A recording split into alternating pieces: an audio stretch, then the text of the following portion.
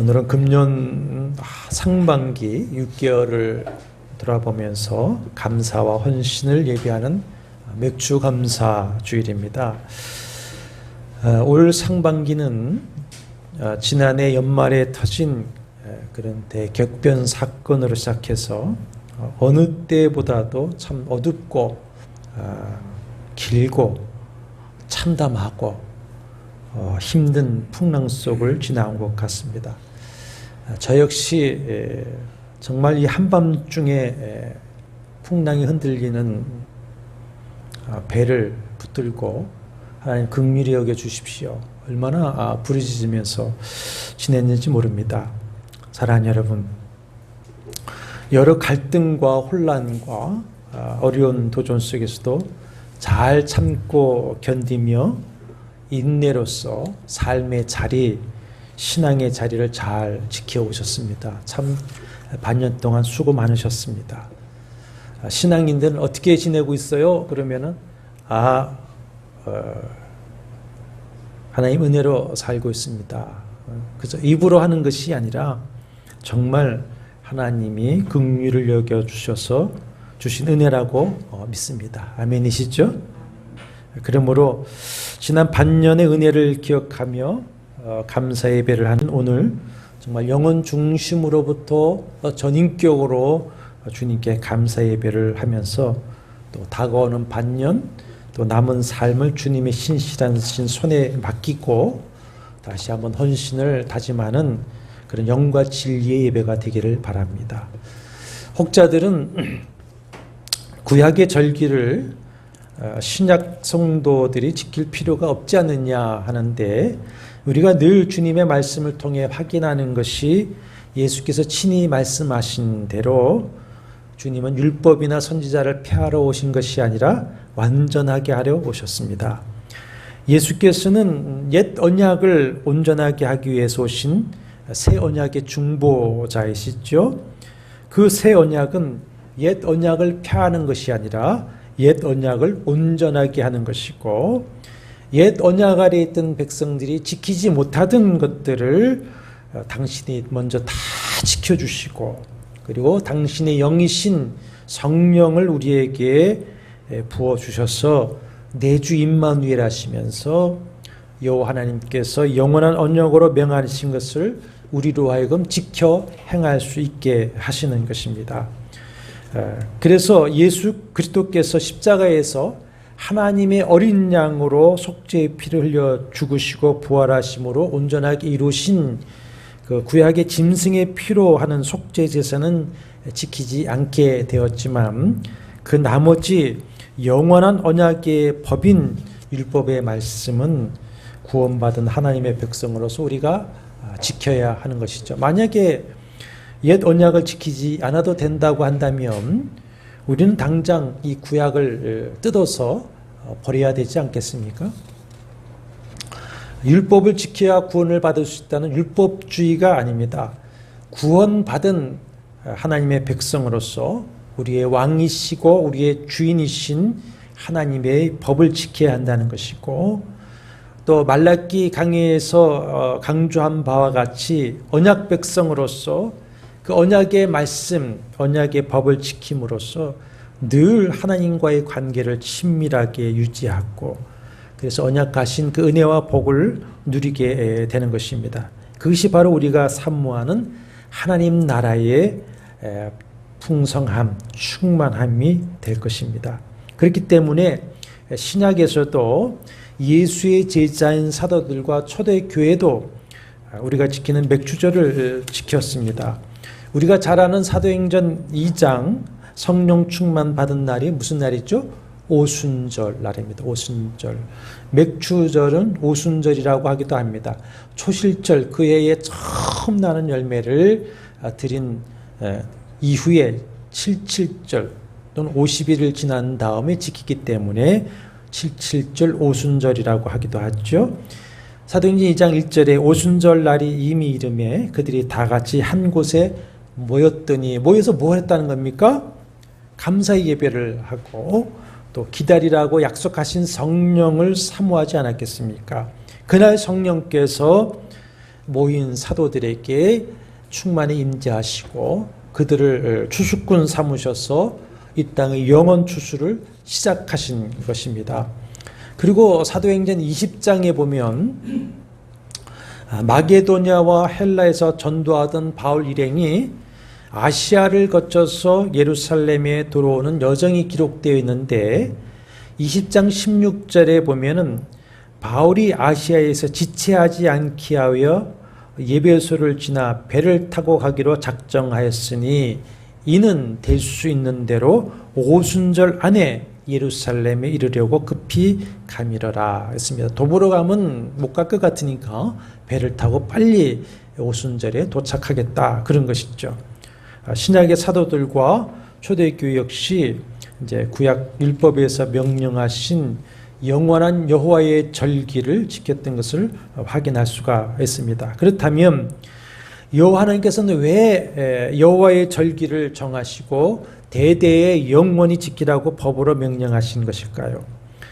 안식일도 여호와의 절기이고 3대 절기죠. 유월절, 맥주절, 수장절, 추수감사절, 그리고 유월절과 이어지는 무교절, 그리고 초실절, 나팔절, 속죄일 7절기는 반드시 지키라고 하셨는데 이 절기들의 중심이 두 가지입니다. 하나는 속죄고 하나는 감사입니다. 속죄와 감사입니다. 여호와의 절기들은 자신들의 죄를 회개하면서 하나님과의 관계를 다시 회복하는 것이고 그 구원의 은혜를 감사하면서 삶에 베풀어 주신 주님의 은혜를 인정하고 감사하는 날입니다. 지키면 좋겠다라고는 권고의 말씀이 아니라 지켜야만 한다는 명령 말씀입니다. 오늘 본문으로 정한 데살로니가전서 5장 16절 18절 세 가지 말씀, 항상 기뻐하라, 쉬지 말고 기도하라, 범사에 감사하라, 이 말씀도 두 단어씩으로 이루어지지만 아주 매우 강렬한 강력한 명령문입니다. 세 말씀이 다 강력한 명령문으로 되어져 있습니다. 기뻐해야만 한다, 쉬지 말고 기도해야만 한다, 범사에 감사해야만 한다는 명령 말씀입니다. 이렇게 절기에는 반드시 감사 예배를 하고 항상 또 삶에서 항상 기뻐하고 쉬지 말고 기도하고 범사에 감사하라 명령하신 이유가 무엇일까요? 지난 말라기 강의에서도 찾아본 말씀인데 신명기 10장 13절에 이런 율법을 주신 이유, 목적을 말씀하셨죠. 오늘 내 행복을 위하여, 내가 오늘 내 행복을 위하여 내게 명하는 여호와의 명령과 규례를 지킬 것이 아니냐. 하나님께서 모든 율법과 절기를 지키라고 명령하신 이유가 뭡니까? 누구의 행복을 위해서? 우리의 행복을 위해서다.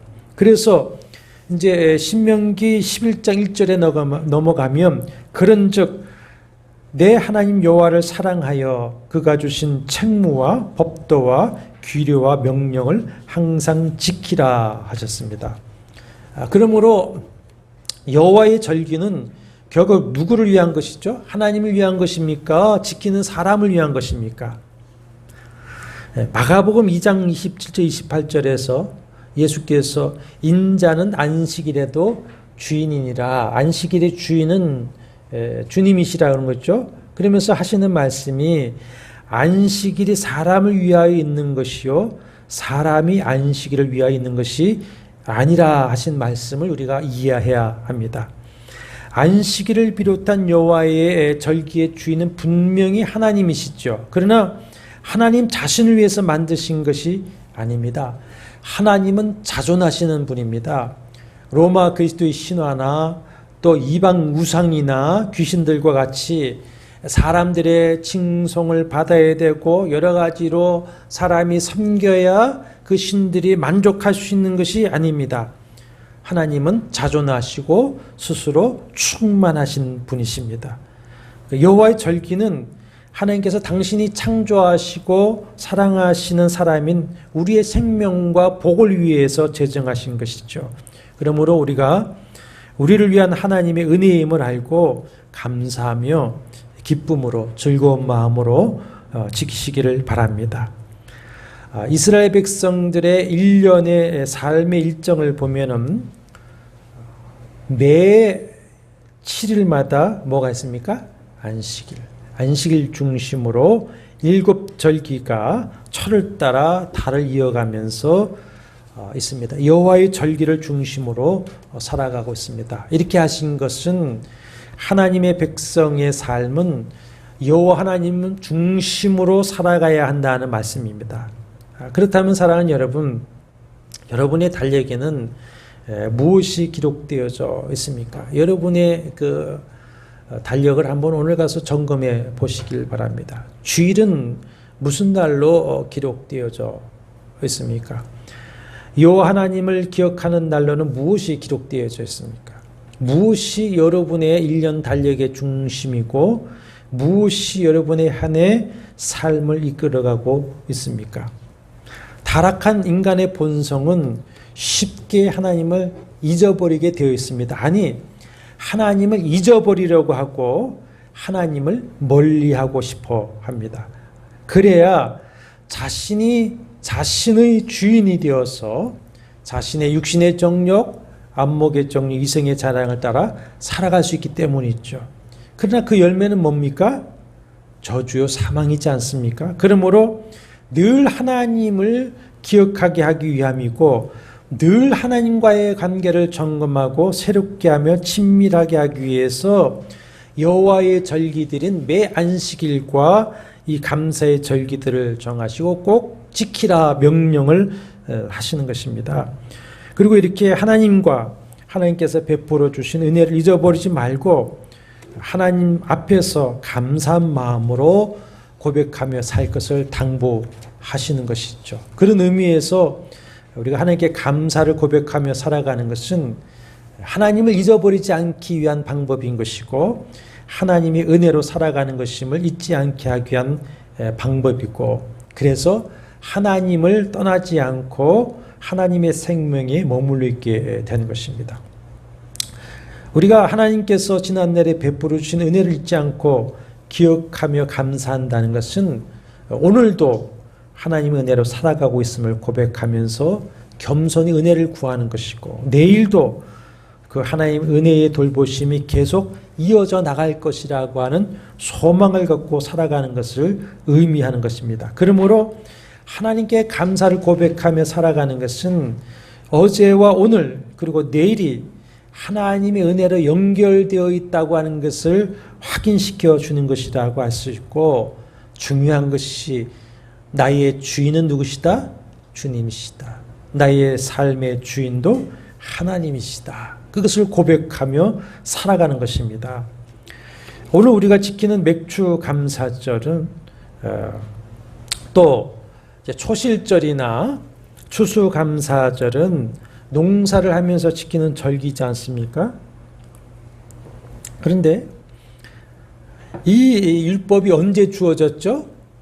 출애굽하여서 광야에서 살기 시작할 때에 가나안 입성 40년 전에 미리 정하고 명령하신 절기입니다. 가나안에 들어가면 이제 만나 메추라기는 끊어지고 너희가 농사를 직접 하여 먹고 살아가야 할 것인데 그때에 추수를 하고는 반드시 여호와께 감사를 해야 한다는 것입니다. 왜 그렇게 명령을 하셨는가? 예굽에 살 때나 또 광야 40년 동안 이스라엘은 농사를 짓지 않고 목축을 하면서 살았습니다. 원래 이스라엘은 목축인입니다. 목축인. 더구나 광야 40년은 농사를 지을 수가 없죠. 하나님이 내려주시는 만나와 메추라기를 먹으며 짐승이라고 하는 것은 각 가정에 한두 마리 소, 양, 염소를 키워 먹고 살았을 것입니다. 그런데 이제 여호수아서 5장 10절과 12절에 보면 요단을 건너서 가나안 길갈에 진을 치고 유월절을 지키는데 유월절을 지키고 그 이튿날 그 가나안의 곡식을 가지고 양식을 만들어 먹었습니다. 그러더니 그 이튿날부터 만나가 그쳐버립니다. 아직 그들은 이제 가나안에서 농사를 하지 못한 때이죠. 다만 가나안을 이제 점령해 가면서 가나안 사람들이 키우는 그 곡식을 거두어 먹기 시작한 것이고, 그 이듬해는 이제 직접 자기들이 농사를 지어서 추수하여 먹게 되는 것입니다. 근데 가나안에 들어와 보니까 농사할 좋은 땅들이 있고 농사가 또 잘 되는 것을 볼 수 있습니다. 그러나 이스라엘은 뭐 하는 사람들이었습니까? 목축하는 사람이었습니다. 그러니 생전 농사를 해보지 못한 사람이니 농사할 줄 알겠습니까? 그런데 가나안 사람들은 농사를 잘 짓습니다. 그래서 가나안 사람들에게 농사를 배워야 했습니다. 그런데 가나안 사람들에게 농사를 배우다 보니 문제가 크게 발생합니다.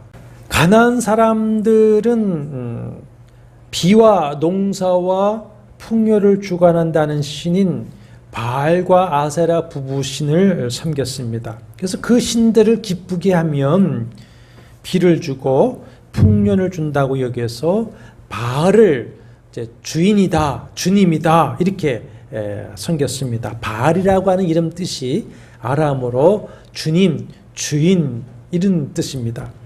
이런 상황에서 만약에 여호와께서 이스라엘에게 너희는 다른 신을 섬기지 말라, 또 초실절, 맥주절을 지키라 이렇게 율법의 명령을 하지 않으셨다면 그들은 가나안 땅에서 가나안 족속을 따라 가나안 땅의 신이고 비와 농사를 주관한다는 바알과 아세라를 섬기는 우상에 빠지고 말았을 것입니다. 고대에서 여호와는 광야의 신, 목축의 신 이렇게 불렸습니다. 이방들에게. 그렇지 않아도 여호와라고 하는 것은 광야의 신이고 목축의 신이고, 농사를 지어야 하는 가나안 땅에서는 가나안 땅의 신인 농사와 풍요와 비의 신인 바알과 아세라를 섬겨야 한다 하면서 여호와도 섬기고 바알과 아세라를 같이 섬기는 다신론 신앙이 그렇잖아도 빠져들고 맙니다. 우리 기독인들 중에서도 이 다신론에 많이 빠지지 않습니까?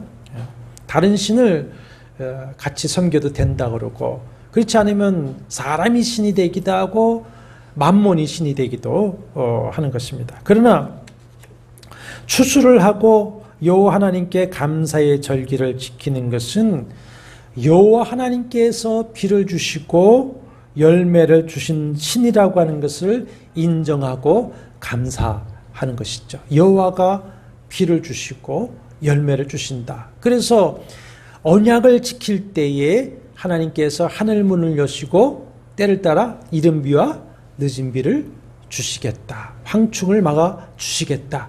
열매를 맺게 해 주시겠다. 이렇게 말씀을 하시는 것이죠.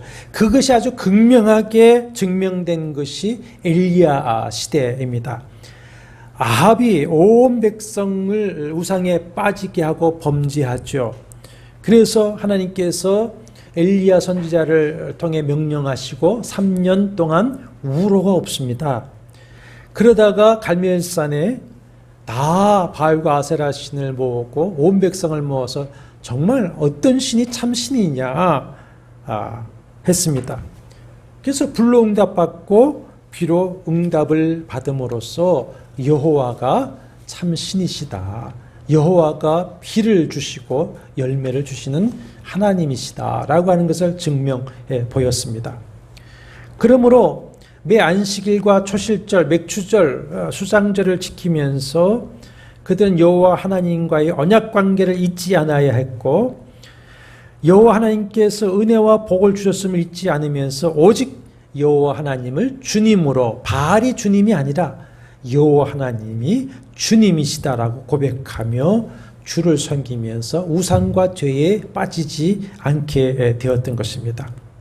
하나님은 당신이 택하시고 구원한 이스라엘 백성들이 각종 잡신과 우상을 섬기는 가나안 땅에 들어가서도 여호와 하나님만을 섬기며 예비하는 공동체가 되기를 원하셨습니다. 왜냐하면 땅과 거기 안정된 삶보다는 훨씬 중요한 문제가 있습니다. 그것이 뭡니까? 하나님과의 관계입니다. 하나님과의 관계. 택한 백성의 삶은 이 땅의 삶으로 끝나는 것이 아니지 않습니까? 그러니 무엇보다도 중요한 게 뭡니까? 하나님과의 관계입니다. 땅보다도 물질보다도 하나님과의 관계가 중요한 겁니다. 이 땅의 평안이라든지 부유함보다는 하나님과의 관계가 더 중요한 이유입니다. 그러니까 바알이라는 이름이 아까 주인이다, 주님이다 라고 하는 것이죠. 그러므로 안식일을 비롯한 여호와의 절기를 지키는 문제는 과연 주인이 누구냐? 그 문제예요. 바알이 너의 주인이냐? 여호와가 너의 주인이시냐? 고백하는 문제입니다. 신학시대에 와서도 신약교회 성도들이 고난받은 이유가 뭡니까? 예수 그리스도가 주님이시냐? 황제가 주님이냐? 그것이었습니다. 오늘 우리도 마찬가지죠. 매 주일과 정하신 이런 감사절기를 지키지 않으면 점점 하나님과의 관계가 멀어지다가 하나님을 떠나 잊어버리게 됩니다. 사람의 죄성입니다. 세상에 빠져들어갔고 그래서 점점 재물이 신이 되어버립니다. 그리고 모든 것이 자신의 힘으로 되었다고 여기면서 자기 자신이 자기의 신이 되고 주인이 되어서 살든지 아니면 돈이 주님이 되어 살게 될 것입니다. 누구도 부인할 수가 없습니다. 이건 죄성을 가진 인간은 다 똑같게 되어 있습니다. 그러나 그 열매는 뭐죠? 죄와 저주와 심판과 사망이 있지 않습니까? 그러므로 사랑하는 여러분, 이 질문은 매우 중요합니다. 나의 주인은 누구이시냐? 사랑하는 여러분의 주인은 누구십니까? 진실로 여호와 하나님이 여러분의 주인이십니까?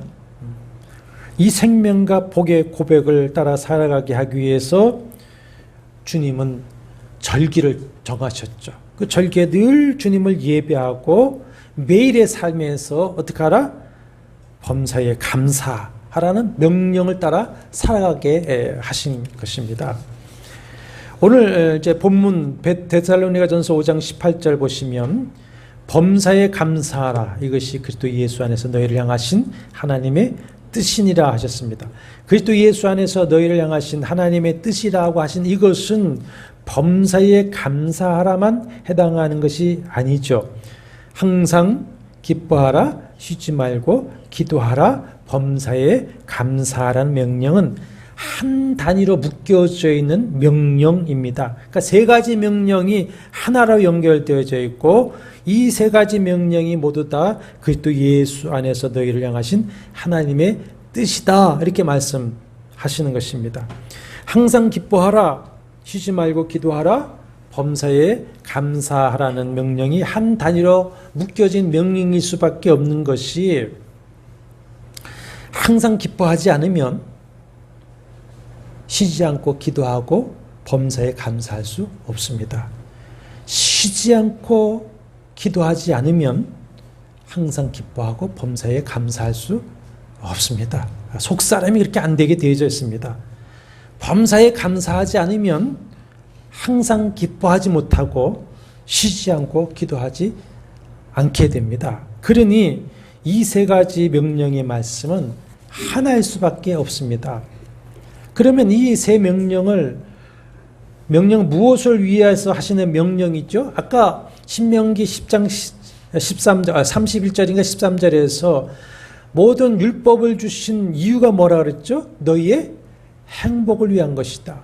신약에 와서도 이 말씀을 명령으로 주신 것은 예수 그리스도 안에 있는 하나님 백성인 우리가 행복하길 원하는 것이다. 행복을 위한 것이다.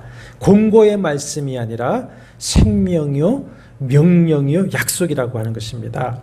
그래서 우리에게 주신 생명과 주 안에서 누릴 약속하신 그 행복을 위해서 우리는 이 명령의 말씀을 실천해야만 하는 것입니다. 그리스도 안에 있는 행복을 위해서 먼저 무엇을 명령하셨죠? 항상 기뻐하라. 그런데 당시 데살로니가 교회 성도들의 상황은 그렇지 않았습니다. 데살로니가 교회는 사도 바울의 일행의 그 전도를 통해서 예수 그리스도를 믿고 교회를 이루게 되는데, 1장에 보면 짧은 기간이지만 정말 온 지역 교회의 모범과 자랑이 되고 칭찬이 될 정도로 믿음의 역사와 사랑의 수고와 소망의 인내를 이루고 있었습니다. 그래서 사도 바울은 데살로니가 교회를 기억할 때마다 하나님께 감사하며 항상 감사하며 기도하게 되었다, 그렇게 말하고 있습니다. 그러나 그들도 예수 믿는 것 때문에 2장 14절에 보면 동족들에게 고난을 받고 있었습니다. 그래서 어떤 이들은 3장 3절에 보면 여러 환난 중에 흔들리고 있습니다. 그래서 당장 달려가지 못하는 바울은 디모데에게 이 서신을 보내어서 데살로니가 교회 교인들이 그 고난과 여러 환난 중에서도 흔들리지 않게 하려고 2장 14절에 보면 아버지가 자기 자녀에게 하듯 권면하고 위로하고 경계하는 말씀을 하는 것인데, 그 첫 번째 명령이라고 할 수 있는 게 뭡니까? 항상 기뻐하라. 항상. 빌립보서 4장 4절에서도 항상 기뻐하라. 다시 말하느니 기뻐하라. 고린도 후서 6장 10절에 보면은 우리는 바울의 그 일행들은 근심하는 자 같지만 항상 기뻐한다. 근심하는 자이지만 항상 기뻐한다 그랬습니다. 항상이라고 하는 헬라어 판토테라고 하는 말은 언제나 항상 어느 때든지 합니다.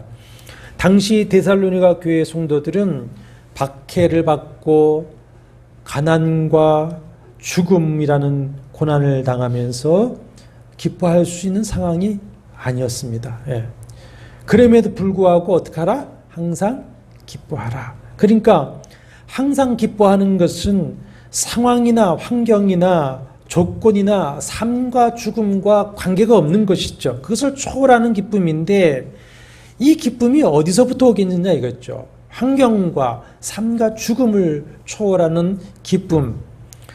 요한복음 7장 37절 39절에서 예수께서 누구든지 목마르거든 내게로 와서 마시라. 나를 믿는 자는 성경의 이름같이 그 배에서 생수의 강이 흘러나오리라 하시니 이는 그를 믿는 자들이 받을 성령을 가리켜 말씀하신 것이다 하셨는데, 14장 27절에 가면은 그 보혜사 성령이 오시면 세상이 주는 것과 같지 아니한 나의 평안을 너희에게 주신다, 이렇게 말씀을 하고 있습니다. 세상의 모든 환경을 초월한 기쁨은 우리 안에 내주 임마누엘 하시는 예수의 영이신 성령을 통해서 우리가 얻는 것이고, 그 성령을 의지할 때에 우리는 항상 기뻐할 수가 있는 것입니다. 이렇게 그럼에도 불구하고 항상 기뻐하겠다고 하는 것은 우리의 조건이라든지 감정이 아니라 의지입니다. 의지의 문제입니다. 믿음의 의지 문제입니다. 소유의 개념이 아니라 신앙 자세입니다. 신앙 자세. 어떤 신앙 자세에 되느냐? 시편 37편은 다윗이 왕이 되기 전에 악인들에게 불의한 박해를 받으면서 기도한 시입니다. 거기서 다윗이 이렇게 말을 합니다. 악을 행하는 자들 때문에 불평하지 말고 여호와를 기뻐하라. 여호와를 기뻐하라. 그 이유가 뭐냐?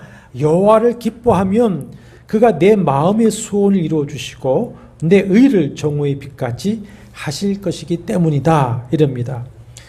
여러분, 우리가 세례 문답을 받을 때에 공부한 소유리 문답 제1번 하도 들으니까 아시죠? 사람의 제일 되는 목적이 무엇이뇨? 답이 뭐죠? 하나님을 영화롭게 하는 것과 영원토록 그를 즐거워하는 것이다. 다시 한번 할까요? 하나님을 영화롭게 하는 것과 영원토록 그를 즐거워하는 것이다. 이것이 사람의 제일 되는 목적이다. 잘 들으십시오. 사람의 제일 되는 목적이 뭐냐? 하나님을 즐겁게 해드리는 것, 하나님을 기쁘시게 해드리는 것이 아니라 하나님을 즐거워하는 것, 하나님을 기뻐하는 것이다. 이해가 되시죠? 그래서 하박국 선지자는 3장의 그 자기의 기도시를 마무리하면서 비록 뭐뭐하지 못하며 무엇이 없으며 무엇이 없으며 무엇이 없으며 무엇이 없을지라도 나는 여호와로 말미암아 즐거워하며 나의 구원의 하나님으로 말미암아 기뻐하리라 했습니다.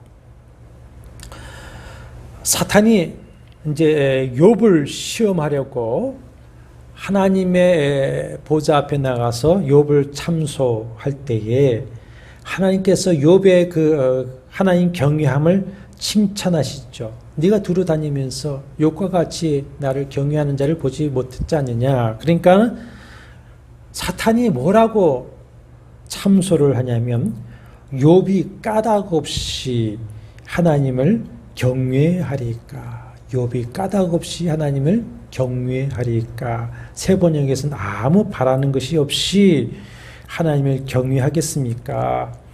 우리가 까닭 없이 하나님 그분 자체를 기뻐하고 경외할 때에 우리는 어떤 도전과 환난과 유혹 중에서도 내 주 임마누엘 하시는 성령으로 말미암아 항상 기뻐할 수 있는 겁니다. 그것이 바로 하나님 나라입니다. 그것이 다른 게 하나님 나라 아닙니다. 근본적으로 이미 우리는 죄사함을 받고 구원을 받은 성도로서 이미 하나님 나라를 소유한 백성인 줄로 믿습니다. 세상 것 다 이뤄도 이미 우리는 하나님의 나라를 가지고 있어요.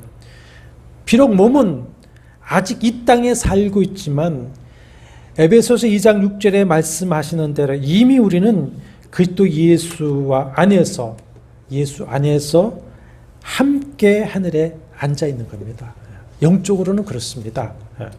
이 믿음을 가지고 있다면 우리는 이 땅의 어떤 상황 속에서도 어떤 조건이 주어지더라도 어떻게 할 수 있습니까? 항상 기뻐할 수가 있다. 그리스도 안에서 있는 행복을 위해서 두 번째는 쉬지 말고 기도하라 명령하시죠.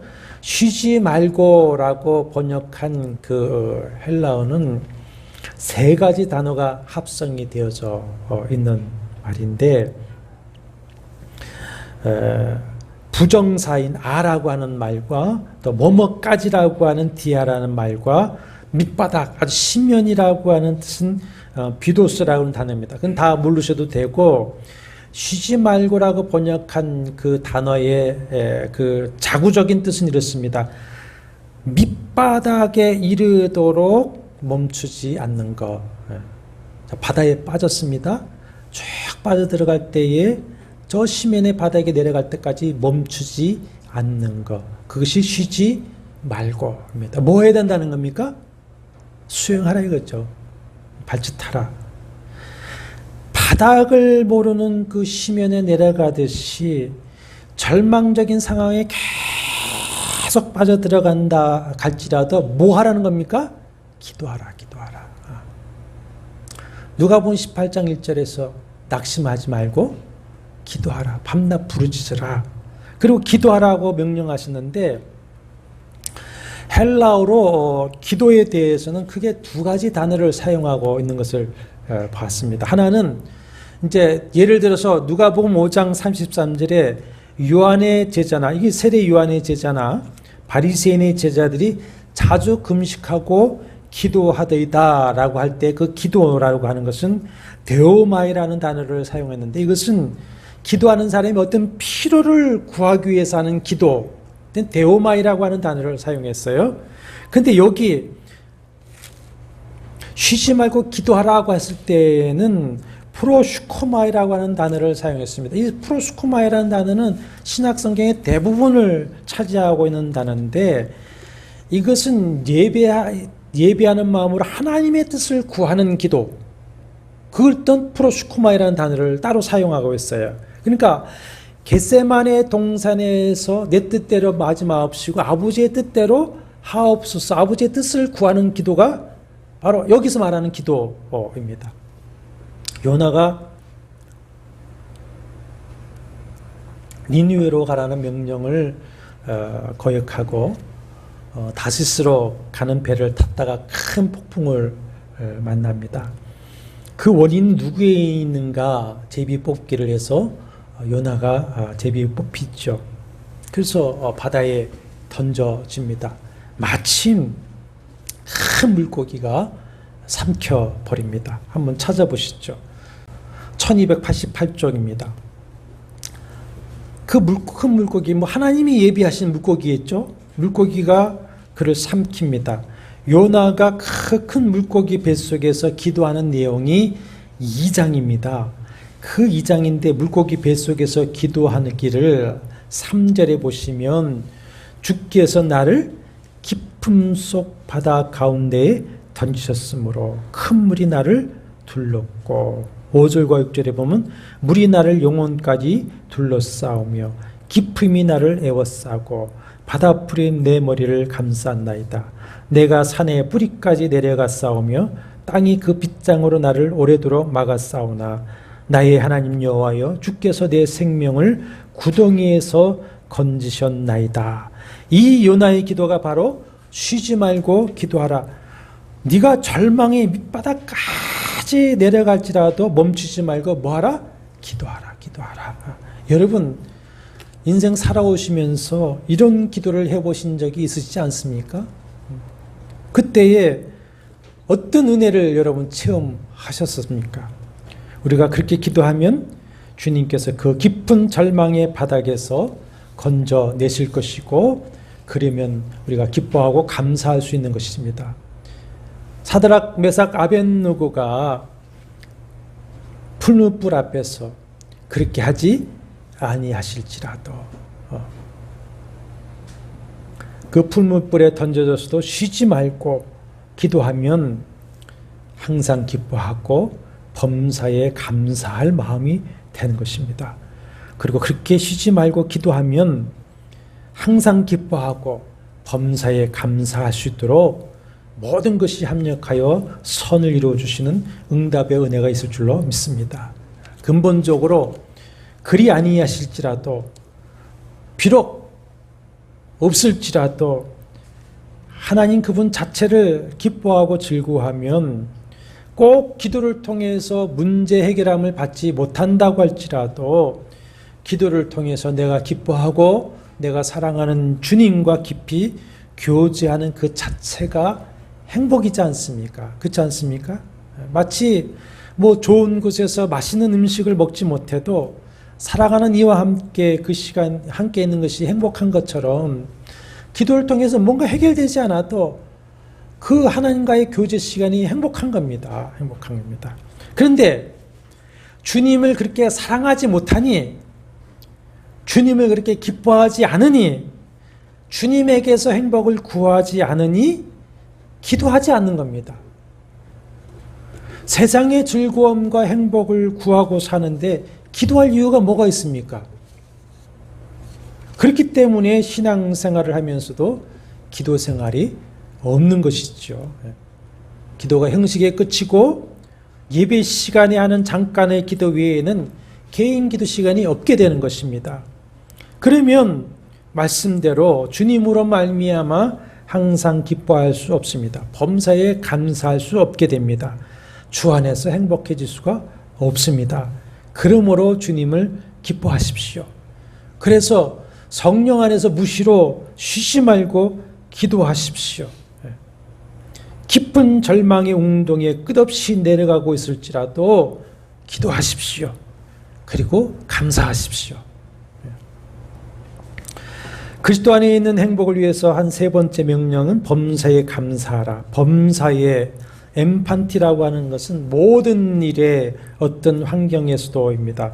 새 번역에서는 모든 일에 감사하십시오. 공동 번역에서는 어떤 처지에서든지 감사하십시오 였습니다.